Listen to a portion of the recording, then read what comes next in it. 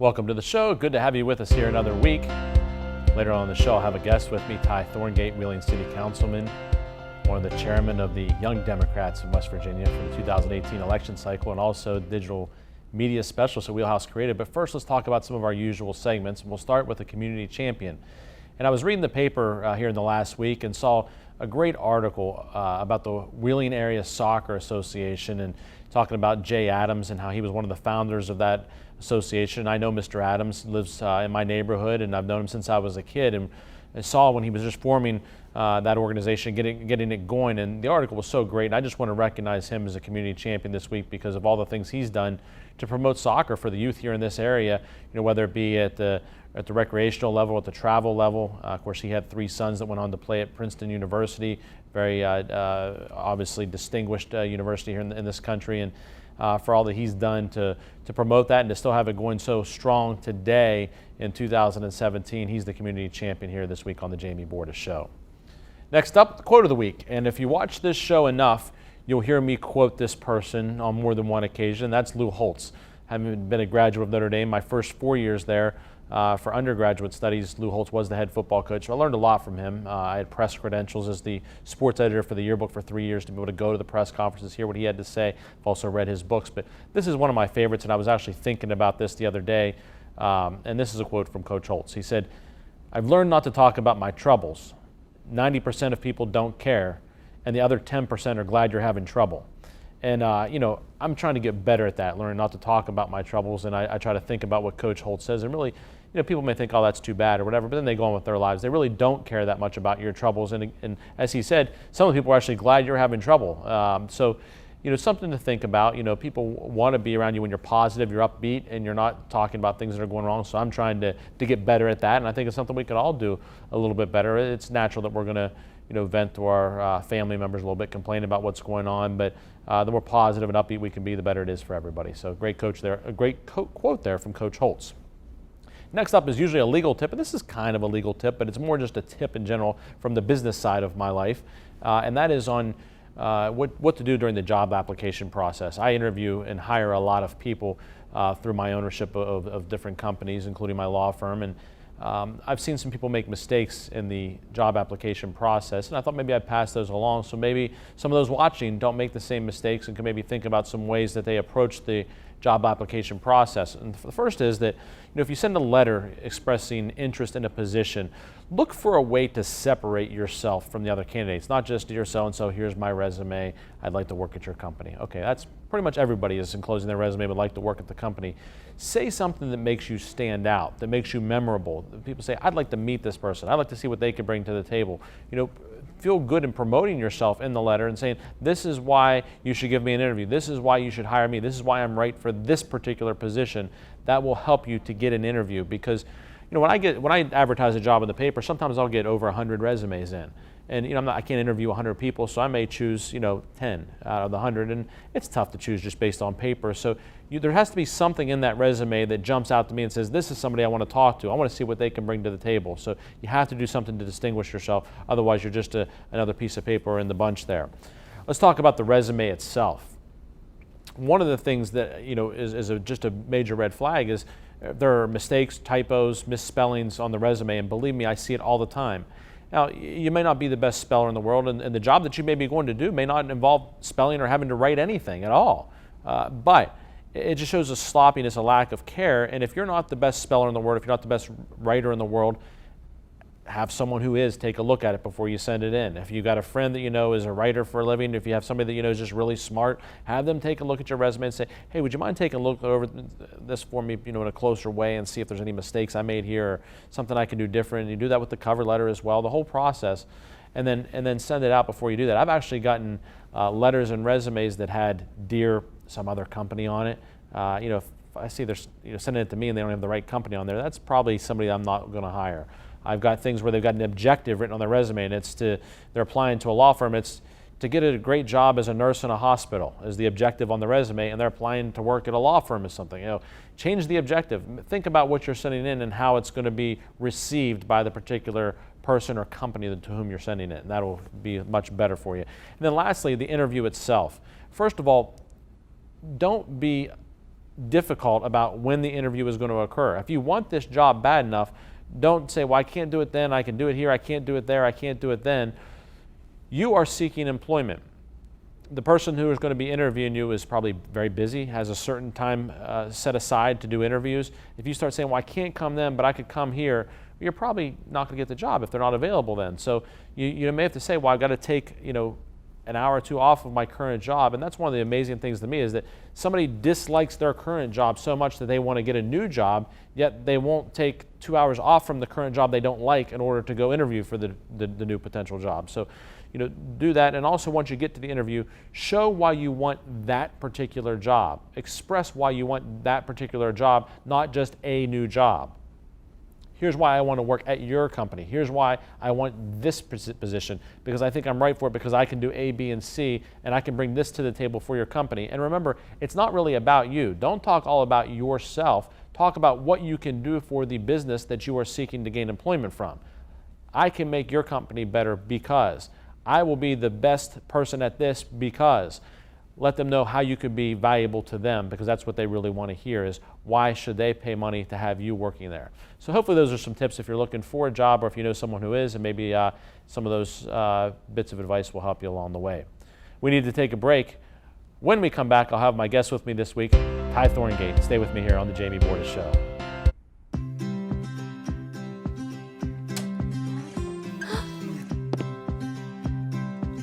Don't forget to do your homework. All right, Mom.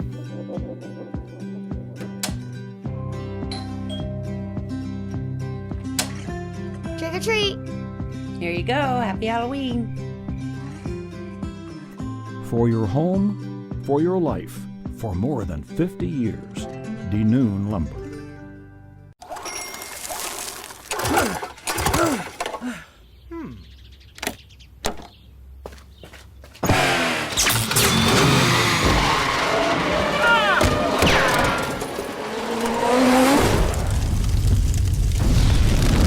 Disasters happen. We take care of them all, from cleanup to reconstruction. Tell your insurance provider you prefer Panhandle Cleaning and Restoration, the official restoration company of the Mountaineers.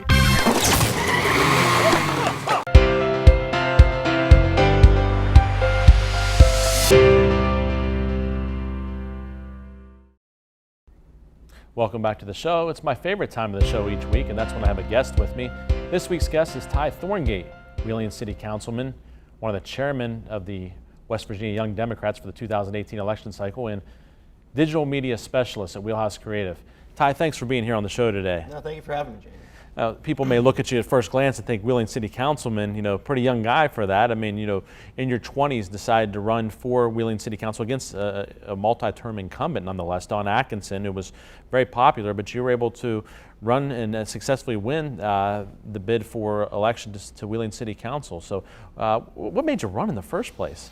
There were a couple of factors. Going back into college, 2008 presidential cycle, I was really active. That was the first time I was politically active in an election. After that, I started to follow state and local politics a lot more. And it was during that time that I was kind of looking at Wheeling. We were on an upward slope, but I felt like we weren't doing enough. If we wanted to continue to push Wheeling into the 21st century, I feel like we needed a 21st century candidate to do that. And through my life, my dad was a fireman for 32 years, Wheeling Police Department, Wheeling Fire Department. My brother was a policeman for the Wheeling Police Department for 25 years. So I felt like this was my way to give back. You talk a little bit about 21st century candidates and 21st century councilmen, things of that nature, and there really was a sweeping change in Wheeling City Council in the 2016 election, not just yourself, but also a lot of change in those positions, and a mayor as well. Of course, the former mayor was term limited, but you had an incumbent councilman running for mayor, and to see a handful of people get elected that were basically first-time candidates, and come in, and it's interesting because you guys kind of ran as a team, not really a team, but kind of did it together. Sure. And all knew each other, and were part of mostly a younger group of people that were running, wanting to see what the 21st century Wheeling is going to look like. Yeah, absolutely. It's interesting. The last city council, the average age when you add everyone together was around 50-some years old, and when you add the current city council together now, we're in our late 30s. So. Yeah. So what is the vision here for Wheeling going forward? Starting off, we were really on transparency, and I think that's why we all did very well. We were serious. We went door to door. When you take progressive politics to people, it works every time. We have compassion. We care. We're not trying to really hide anything. That's what we started. We have crime watch meetings. We started monthly ward meetings to where we want people to come in, ask us questions, and that way, we can also fill people. And not everyone has the time to follow local politics day after day. So it's easier for us to kind of meet with people, and then also starting Facebook pages. We have ward pages where we can communicate with constituents and if there's any issues. But also it's neat to see constituents interacting with each other. Like, oh, hey, my car got broken into last night. Everyone, keep an eye out for somebody. So. Now you live down the Dimmeydale section of Wheeling, and where all does your ward encompass? So it starts at the bottom of Chicken Neck Hill. If you look down Elm Street is split. It's Ward 4 and Ward 5. The left side's Ward 4, right side's Ward 5. It runs along National Road past Oakmont, Tridophia Middle School, and it ends at by Arby's. So I have half of Springdale. So you got half of Springdale there. Yes. All right. Well, one of the things that you look at City Council, and people may wonder, what is it that I should bring to a councilman? What is it that I shouldn't? And you probably get inundated at times with things you're thinking, this isn't really for me, or this should probably go to one of the departments within the city, whatever. But what type of things should people bring to their councilman, and what types of things maybe aren't for the councilman? Honestly, anything. Just bring it to me. If I can't do what needs to be done, I can guide you in the right direction. But you're right. On your day-to-day, I get a lot of infrastructure issues. That's a lot of what I'd have to deal with. But it doesn't, big or small, bring it to me, and we'll get it figured out. So, you're also one of the chairmen for the West Virginia Young Democrats for the 2018 election cycle, which is maybe a tough task. There's been a kind of a little bit of a Republican wave in West Virginia over the last couple cycles. So now here you are as one of the chairmen of the Young Democrats. Now, how did you get into that position, first of all, and second, maybe what were the goals? So it started a couple years ago. I'd say 3 years ago. We started a local. Ohio County did not have a Young Dems organization. So we started up with that. We've done some successful steak fries, and getting into helping candidates. It was difficult at first because we really didn't have infrastructure set up. So we did that, and just this past year, this is something new for the entire state to have an executive committee like this to help. The Young Democrats are serious about organizing and helping candidates take that next step. So there are about 5 districts that we think that we can flip from Republican to Democrat. So we're going to work hand in hand with those campaigns to make sure those candidates are successful. Well, some people may wonder, how do I even go about running for office for the first time? What do I, Absolutely. What do I have to do? How do I determine whether I would have a chance or not? And what would you say to them?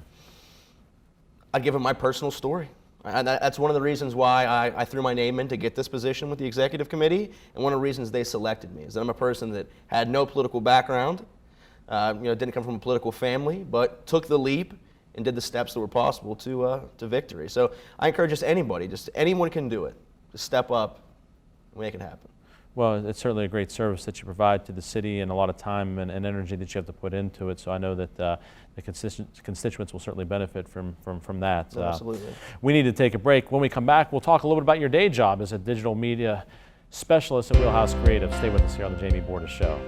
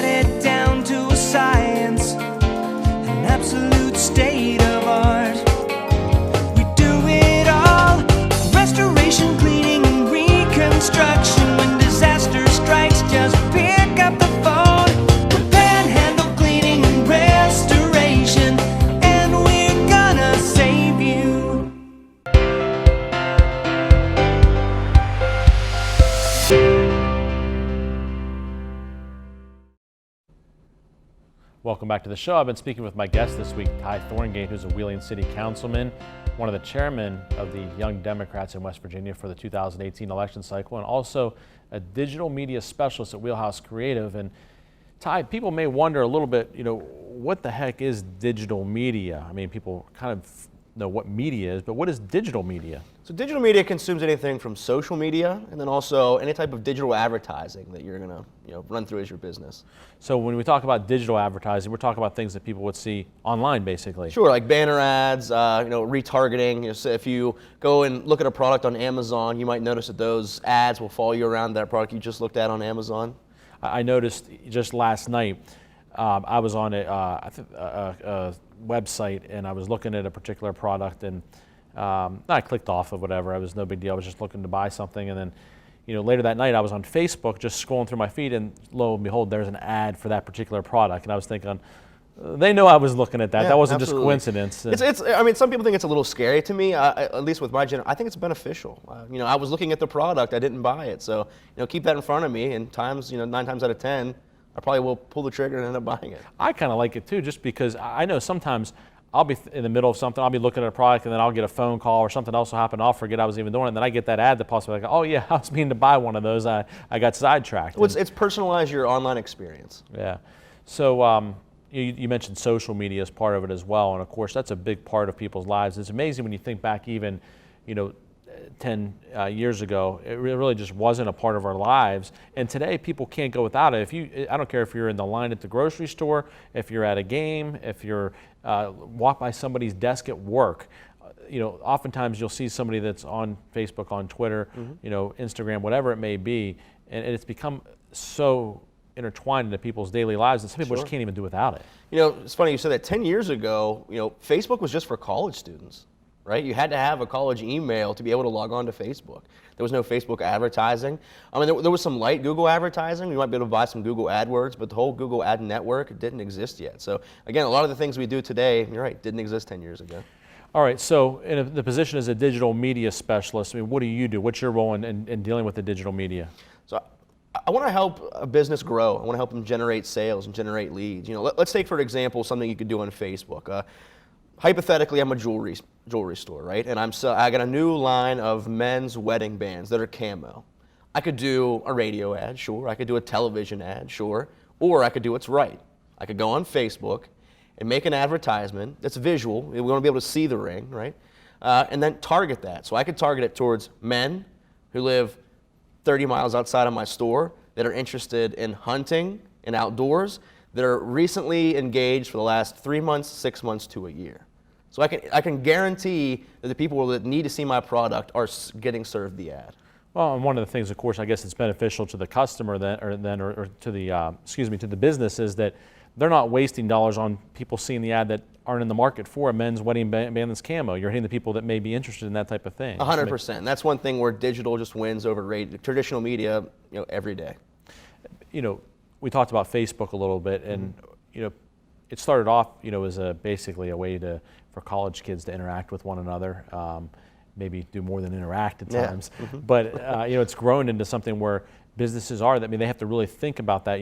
What am I going to have a Facebook page, and not just have them. Some people think you can just have one, but you got to make it where it's engaging and interactive, and that's where someone like you comes into play, where you're doing that on their behalf, so that you don't have time all day as the CEO of a business, or maybe even just the owner of a small business, to look at the Facebook page and be responding to people, engaging with people, but you certainly can hire somebody that knows how to do that. No, absolutely. And content is the cover charge to relevance in our society.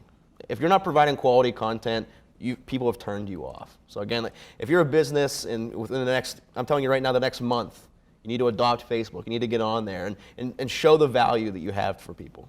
We're not seeing as much Twitter maybe here in the Valley as you see in bigger cities, but a lot of kids are involved in Instagram, and that's something that's interesting because businesses that have their target customers as young people, really, a lot of them, you talk to the owner of those businesses, they don't even know what Instagram is. Sure. Maybe they've heard of Snapchat, but they don't really know what it is. And these are some of the things that the younger generation is using.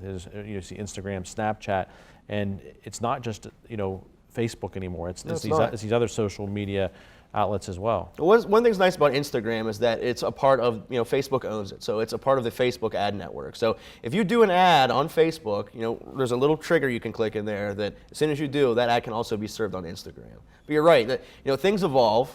Kids really aren't on Facebook today. And depending on the product you sell or what you're offering, you're going to have to go after those people. It's funny because one kid told me recently, Facebook, that's for old people. Yeah. I'm thinking, I don't consider myself that old, but I guess I am compared to a high school student or a college student, and that's just not where they are right now. Some of them are, but that's not what they really use on a regular basis. It's Snapchat and Instagram. Yeah. Snapchat I always think's a little bit dangerous. That's, the things disappear, so to speak, and, after they do it so the parents can't see what was said and all that. Well, they're evolving. And I think that they've taken some heat for that. So they are evolving to where your snaps don't delete. You can have the option now where it's 24 hours long, and then after that, it's called your story, but your story would continue the next day. Yeah. It's a day in the life. That's what people use it for. It could be like a day in the life. Interesting. Well, I really appreciate you being here today. Yeah, and of course, people can contact you at Wheelhouse Creative if they're interested in learning more about digital media and want to, possibly engage you and Wheelhouse for digital media services. Absolutely. We'd love to have them. All right. Well, thanks, Ty, for being here. Really appreciate it. Thank you, Jamie. I appreciate it. We need to take a break. When we come back, I'll be talking sports. Stay with me here on the Jamie Bordas Show.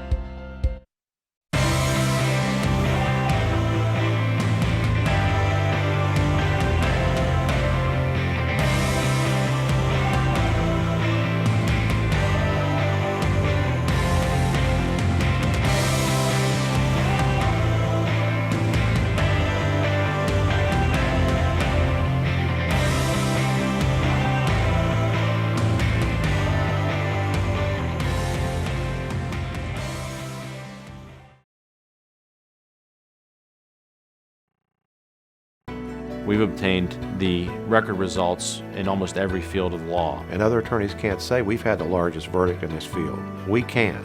We've done these things. We've tried these cases. We've gotten the big results. We've gotten the big verdicts. That sets us apart. I think that says something to insurance companies. It says something to corporations that this is a firm to be reckoned with. It's not the size of the verdict that's so important. It's the change that we hope to bring about. Bordas and Bordas, fighting for justice.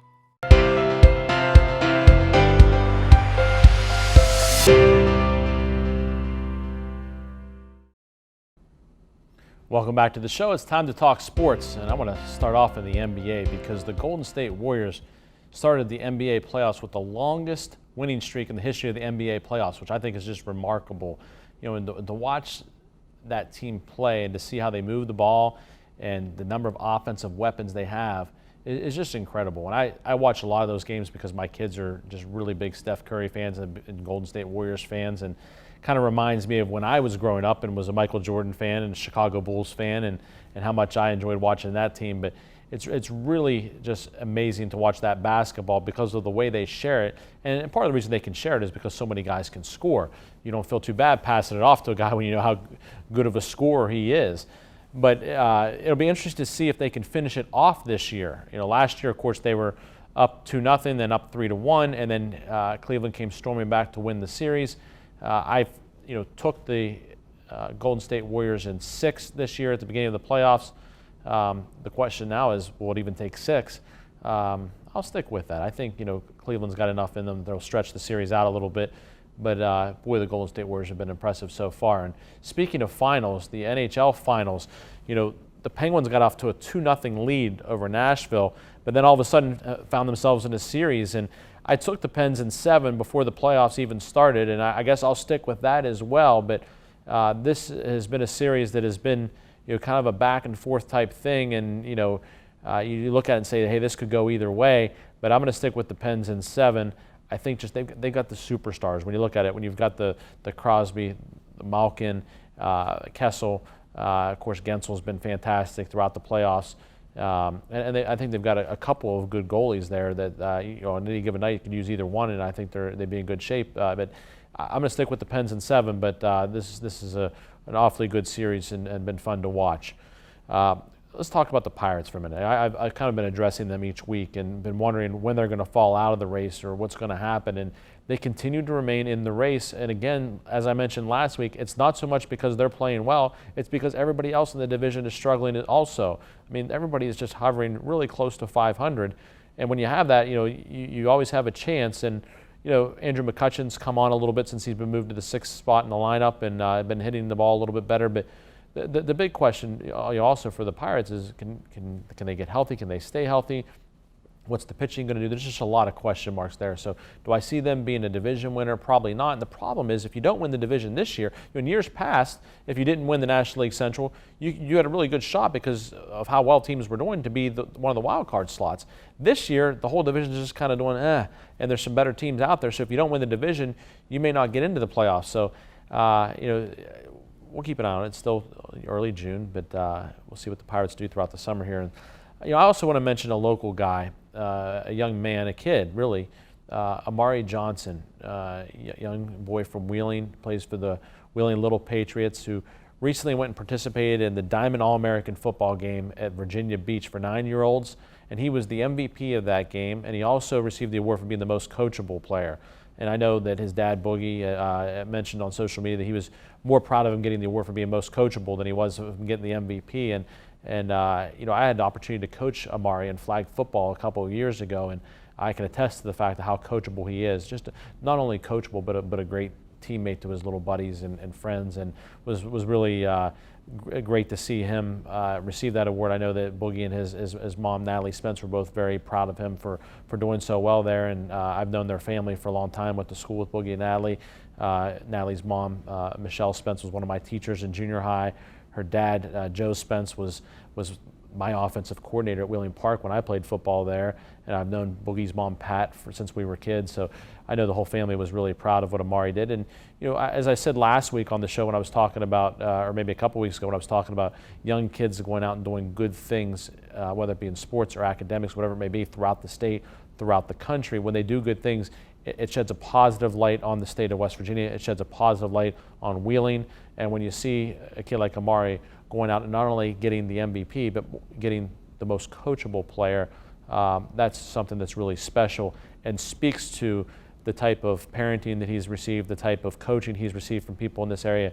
And I think just the way that we embrace our kids here in the Wheeling area in general and, try to lift them up when we see something they do well and, give them pats on the back and see to it that they do things the right way. So congratulations to Amari for those accomplishments and to his parents as well for the fine young man that they're raising. Well, we've kind of run out of time this week. I appreciate you all joining in again. Appreciated Ty Thorngate being here to talk about his various roles that he plays, and we'll see you all again next week on the Jamie Bordas Show.